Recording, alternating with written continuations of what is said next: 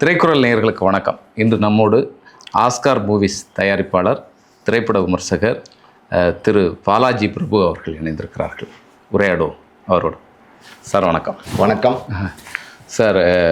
தீவிர பிரச்சாரத்தில் விஜய் அவர்கள் ஈடுபட்டு கடைசி 2 நாள் பிரச்சாரத்தில் இருக்காரு. இல்லை, அவர் இதுவரைக்கும் பண்ணதுல தீவிரமாக சரியா படிக்காத பசங்க கடைசி 2 நாள்ல எப்படியாவது படிச்சு பாஸ் பண்ணிட மாட்டோமான்னு புக் எடுத்து படிப்பாங்கல்ல, அந்த மாதிரி இருக்கு. ஆனா அப்படி பரீட்சை எழுதினவங்க ரிசல்ட் வரும்போது தெரியும் என்ன நிலைமைன்னு தெரியும். இல்லை, இதில் நேற்று திடீர்னு ஒரு அந்தோனியார் கோயிலுக்குள்ளால திருச்சியில் போய் முட்டி போட்டுட்டு போயிருக்கிறாரு. இது இந்த கிரிக்கெட்டில் கடைசி நேரம் 6 அடிக்கிற மாதிரி ஏதாவது முயற்சி பண்ணுறாரா? என்ன நடக்குது சார்? அது கண்டிப்பாக ஒன்றுமே பண்ண முடியாது. இது கிரிக்கெட் கிடையாது, சினிமா கிடையாது, இது அரசியல். அரசியலில் பார்த்தீங்கன்னா பெரிய களம். அந்த களத்தில் ஏகப்பட்ட பேர் இருக்காங்க. பெரிய பெரிய கட்சிகள் இருக்காங்க, சின்ன கட்சிகள் இருக்காங்க. எல்லாருமே பார்த்தீங்கன்னா இந்த கொடுக்கப்பட்ட அந்த ஒரு 20 நாள்னு வச்சுங்களேன், அந்த 20 நாளில் ஃபயர் மாதிரி வேலை பார்த்துருக்காங்க. ஒரு 75 வயசில் உள்ள மு.க. ஸ்டாலின் கூட பார்த்தீங்கன்னா ஒரு 4-5 தொகுதிக்கு போயிருக்காரு. உதயநிதி ஸ்டாலின்னா 10-15 போயிருக்காரு. சீமானு கேட்க வேண்டாம், எல்லாருமே அண்ணாமலை எல்லாருமே பரபரன்னு சுற்றிட்டு இருக்காங்க. ஒரு நாள் வராரு, 4 நாள் லீவ் எடுத்துக்கிறாரு.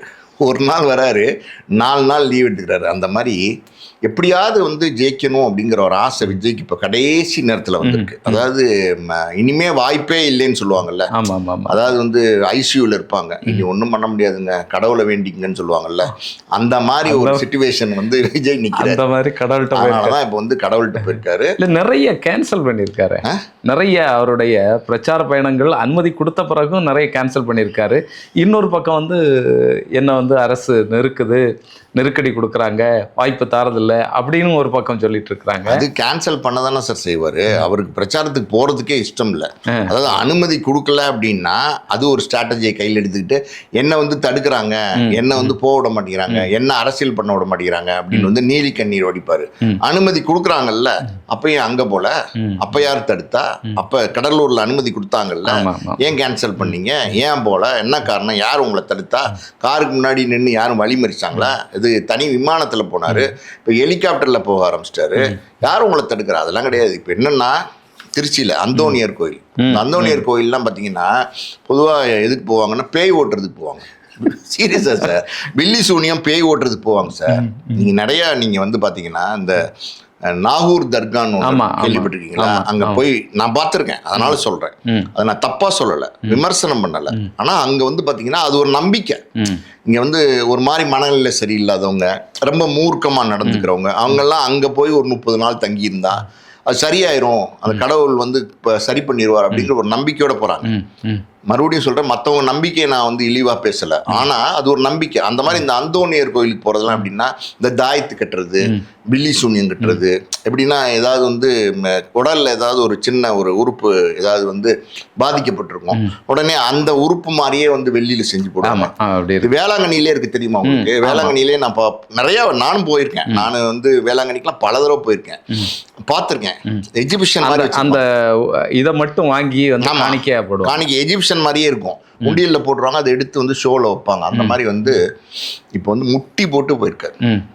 முட்டி போட்டு சிரமப்பட்டு, நீங்கள் இந்த திருப்பதியில எல்லாம் பண்ணுவாங்கல்ல, காலையில 4 மணிக்கு குளிச்சுட்டு ஒரு வேட்டியை கட்டிக்கிட்டு, ஆண்களும் பெண்களுமே சரி, அங்க பிரதேசமா அது பண்ணுவாங்கல்ல, அந்த மாதிரி பண்றது. இப்போ மண் சோறு சாப்பிட்றது, இந்த அடிமேல் அடி வச்சு நடக்கிறது, இதெல்லாமே இந்த வேல் குத்திக்கிறது, இது எல்லாமே மத நம்பிக்கை தான். ஆனா இப்ப போக போக பாத்தீங்கன்னா இதெல்லாம் குறைஞ்சிருச்சு. இல்ல, எங்க ஊர் பக்கத்துல பேய் ஓட்டுறதுக்கு ஒரு கோயில் ஒன்று இருக்கா, அந்தோனியர் கோயில, அந்தோனியர் சென்ட் ஜார்ஜ்னு ஒரு கோயில். அதே மாதிரி பாத்தீங்கன்னா நாகூர் கிட்ட சிக்கல் பேய் ஆடிட்டே இருப்பாங்க. ஆமா, நாகூர் கிட்ட சிக்கல்னு ஒண்ணு இருக்கு.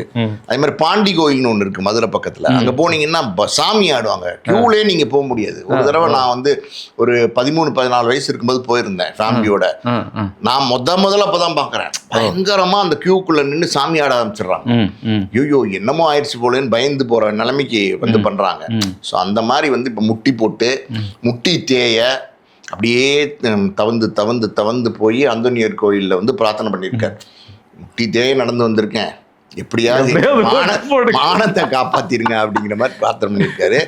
நியாயமா அவர் என்ன பண்ணியிருக்கணும்னா, அந்த தேயை பிரார்த்தனை பண்ணதுக்கப்புறம் எந்திரிச்சு போய் பாதிரியார்கிட்ட பாவம் மன்னிப்பு கேட்டு பொண்டாட்டி பிள்ளைங்களை துரத்தி விட்டாரு, அம்மா அப்பாவை துரத்தி விட்டாரு, எல்லாரும் கடன் கொடுத்துருக்காரு, ஏகப்பட்ட பாவம் பண்ணியிருக்காரு. அதுக்கு மன்னிப்பு கேட்டுக்கணும். ஆனால் பாவம் மன்னிப்பு கேட்காம பிரார்த்தனை மட்டும் பண்ணிட்டு வந்திருக்காரு. அதுக்கப்புறம் சரி அந்தோனியர் கோயிலுக்கு தான் போயிட்டு வந்தாரா அப்படின்னு பார்த்தா அங்கே ஏதோ மாரியம்மன் கோயில் ஏதோ ஒரு கோயிலுக்கு போயிட்டு 90 வருஷம் சாமி கும்பிட்டுருக்காரு. வேணான்னு சொல்லலை, போகக்கூடாதுன்னு சொல்லலை. என்ன ஸ்ட்ரென்த் அடிக்கிறீங்கன்னு கேட்குறேன்.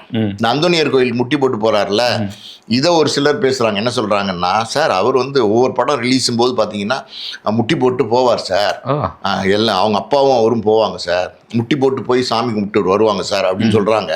சரி, முட்டி போட்டு போய் சாமி கும்பிடும் போது அவர் பாப்புலரான நடிகராக தானே இருந்தார். அவர் கில்லிலே வந்து டாப் ஸ்டார் ஆகிட்டார்ல.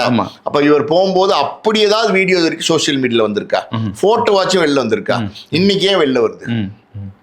இன்னைக்கு வந்து சிம்பத்தி தேர்றார், தோல்வி பயம் வந்துருச்சு. எனக்கு வந்து இந்த சங்கவியோட சேர்ந்து நடித்த திரைப்படங்கள் இருக்குல்ல, அதுக்கெல்லாம் கூட போனாரா? ஆமா சார், அப்படியெல்லாம் போய் தான் வந்திருக்காரு. ஆனா முட்டி போட்டு போயிருப்பாரு. அந்த வேளாங்கண்ணி கோயில் போவார், அது எனக்கு தெரியும். ஏன்னா விஷ்ணு படம் நாங்க தயாரிச்சோம், அது பிரிண்ட் கேட்டாங்க அவங்க, ஒரு பிரிண்ட் கொடுங்க, நாங்கள் வந்து வேளாங்கண்ணிக்கு எடுத்துகிட்டு போகணுன்னாங்க. சரி, அது கொடுத்தோம். அப்பா அம்மா விஜய் எல்லாம் போயிட்டு வந்தாங்க. அதெல்லாம் எனக்கு தெரியும். வருஷம் போவார், ஒரு படம் ரிலீஸ் ஆகும்போது கொண்டு போய் ஆமா ஒரு பிரிண்ட்ல ஒரு ரீல் எடுப்பாங்க, ஒரு 3ஆம் நம்பர் ரீல் எடுத்துட்டு போய் சாமிக்கு முன்னாடி வைப்பாங்க. எல்லாருமே பண்றதுதான், அது பொதுவா ஒரு நம்பிக்கை தான். ஒரு முருகனை நம்புறவங்க முருகன் காலடியில வச்சு கொடுங்கன்னு கேட்பாங்க, ஒரு அம்மனை நம்புறவங்க அம்மன் காலடியில வச்சு கொடுங்கன்னு கேட்பாங்க. அந்த மாதிரி வேளாங்கண்ணிக்கு எடுத்துட்டு போறது அதெல்லாம் நம்பிக்கை தான், தப்பா நான் சொல்லலை. அந்த நம்பிக்கையெல்லாம் இருக்க வேண்டியதான், இருக்கட்டும், தப்பு இல்லை. அந்த அந்த முட்டி போட்டு போகிற ஸ்ட்ரென்த்லாம் எதுக்கு பண்ணுறீங்கன்னு தான் நான் கேட்குறேன். நீங்கள் போகிறீங்க, சர்ச்சுக்கு போகிறீங்க, நடந்து போங்க, ப்ரேயர் பண்ணுங்க. நான் மறுபடியும் சொல்கிறேன், அவர் வழிபாட்டை நான் வந்து தவறாகவே எங்கேயுமே சொல்ல விரும்பலை. எலெக்ஷன் ஸ்ட்ரென்த்தாக பல விஷயங்கள் பண்ணுறாரு. இந்த நோம்பு கஞ்சி குடிக்கிறது, இந்த மாதிரியான விஷயங்கள், தொப்பி போட்டுக்கிறது, சம்மந்தமே இல்லாமல் பார்த்தீங்கன்னா ஒரு தொப்பியை போட்டு உடனே முட்டியை போட்டு நோம்பு கஞ்சி குடிக்கிறது, இதெல்லாம் வந்து ஒரு ஏமாத்து வேலையை அப்படிங்கிறத நான் சொல்கிறேன். ஒரு தீவிரமான கிறிஸ்தவனா அப்படிங்கிறத சொல்கிறதுக்காகவும் அது இருக்கலாம். ஏன்னா அன்னைக்கு தான் முதல்வர் மு.க. ஸ்டாலின் அவர்களை வந்து பிஷப்புகள் வந்து சந்திச்சாங்க. அனைத்து இந்த சபைகள் இருக்குல்ல, சபைகளுடைய தலைவர்கள்லாம் வந்து பார்த்தாங்க. அதுக்கு எதிரான ஒரு ஸ்டண்ட் இவர் அடிக்கிறதுக்கு இல்லை சார். இவருக்கு எப்படின்னா சார், இப்போ வந்து நீங்கள் பார்த்தீங்கன்னா அன்னைக்கு பாருங்க, அன்னைக்கு சர்ச்சுக்கு போனார், கோயிலுக்கு போனார், மாஸ்க்கும் போனார், பள்ளிவாசலுக்கும் போனார். வெளியிலே ஒரு துண்டை பொத்தி அனுப்பிச்சு விட்டாங்க. அது எல்லா பக்கம் போய் எம்மதமும் சம்மதம் அப்படிங்கிற ஒரு, நான் எல்லாருக்கும் மாணவன் மதசார்பற்ற கட்சின்னு சொல்றாருல, பிஜேபியோட மட்டும்தானே கூட்டணிக்கு பேச்சுவார்த்தை நடத்தினாரு. மதசார்பற்ற கட்சி தானே மறைமுகமா பேச்சுவார்த்தை நடந்துச்சு இல்ல, ஆதவர்ஜுனா சொன்னார்ல. அப்படி இருக்கும்போது மதசார்பற்ற கட்சி நடத்துறவர் எம்மதமும் சம்மதம்னு காமிச்சாதானே ஓட்டு போடுவாங்க. ஸோ இப்போ அப்படிப்பட்டவர் கிறிஸ்தவர்கள் ஜாஸ்தியா இருக்கிற பெரம்பூரை தேர்ந்தெடுத்திருக்கிறாரு, கிறிஸ்தவர்கள் ஜாஸ்தியா இருக்கிற திருச்சி கிழக்க தேர்ந்தெடுத்திருக்கிறாரு.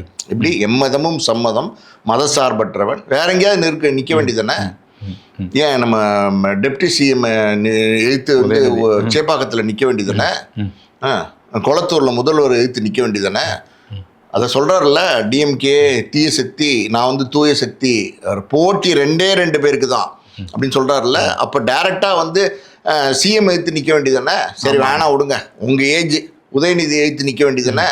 இது ஏன் பண்ண மாட்டேங்கிறாரு? இன்னொன்று நோட் பண்ணிங்களா, இது 10 நாளைக்கு முன்னாடி வரைக்கும் ஒரு முழக்கம். அது என்ன சொல்லிட்டு இருந்தாருன்னா, டிஎம்கே தீய சக்தி, நான் தூய சக்தின்னு சொல்லிட்டு இருந்தார்ல. இப்போ 10 நாளாக அது இப்போ பார்க்கவே முடியாது. 10 நாளாக எங்கேயுமே அது சொல்கிறதே இல்லை. எலெக்ஷன் நெருங்க ஏன் தெரியுமா, மேலிடம் கூப்பிட்டு சொல்லிட்டாங்க, எப்பா ஓவர் டோஸ் ஆயிடுச்சுப்பா, சரி ட்ரால் பண்ண ஆரம்பிச்சிட்டாங்க. போகிற இடத்துல எல்லாம் உனக்கு வேற எதுவுமே பேச தெரியல, தீய சக்தி தூய சக்தி, தீய சக்தி தூய சக்தி, அது ஒரு அசைன்மெண்ட் இல்லை. அந்த டயலாக் சொல்கிறாரே, நீங்கள் கெத்தா 23ஆம் தேதி காலையில், அது எப்படின்னா 23ஆம் தேதி காலையில் 4 மணிக்கெலாம் எழுந்திரிச்சு கெத்தா தில்லா தலைக்கு எண்ணெய் தேய்ச்சி குளிச்சு மாசா ஜோசா ட்ரெஸ் பண்ணிக்கிட்டு, ஏன் குளிக்காமல் வந்து ஓட்டு போட்டால் ஒத்துக்க மாட்டாரா? பல்லு விளக்காமல் வந்து ஓட்டு போட்டால் ஒத்துக்க மாட்டாரா? வந்து ஓட்டுச்சாவடிக்கு வந்து அந்த விசில் சின்ன பக்கத்தில் பட்டன் அமுக்குங்கிறாரு. 3 வாட்டி அமுக்குன்னா செல்லா ஓட்டாயிரும். இல்லை இது அப்புறம் இன்னொன்று கவனிச்சிங்களா, அதாவது எல்லாம் முடிப்பார், ஒன்றுமே பேசியிருக்க மாட்டார். என்ன பேசியிருப்பாரு நான் சொல்லட்டுமா? பெரம்பூர் போனார்னு வச்சுக்கோங்க, இங்க இருக்கிற அந்த சர்ச்சு தெரியுமா எவ்வளவு பழமையானது அப்படின்னு கேட்பாரு. இங்க இருக்கிற அந்த கோயில் தெரியுமா அப்படின்னு கேட்பாரு. அதுக்கப்புறம் பாத்தீங்கன்னா இங்க இருக்கிற அந்த மாஸ்க் தெரியுமா, அவ்வளவுதான். என்ன தெரியுமா, அவருக்கே தெரியாது. இல்லை, இது டைலாக் எழுதி கொடுக்குறவங்க இல்லைங்க. கபாலீஸ்வரர் மயிலாப்பூர் போனீங்கன்னா கபாலீஸ்வரர் கோயில் பிரபலங்கிறது எல்லாருக்கும் தெரியும். அது கூட இவருக்கு தெரியாது. அது கூட எழுதி கொடுத்தாதான் தெரியும். ஓ, மயிலாப்பூர் தான் கபாலீஸ்வரர் கோயிலா, நானும் மந்தவெளின்னு நினைச்சேன் அப்படின்னு.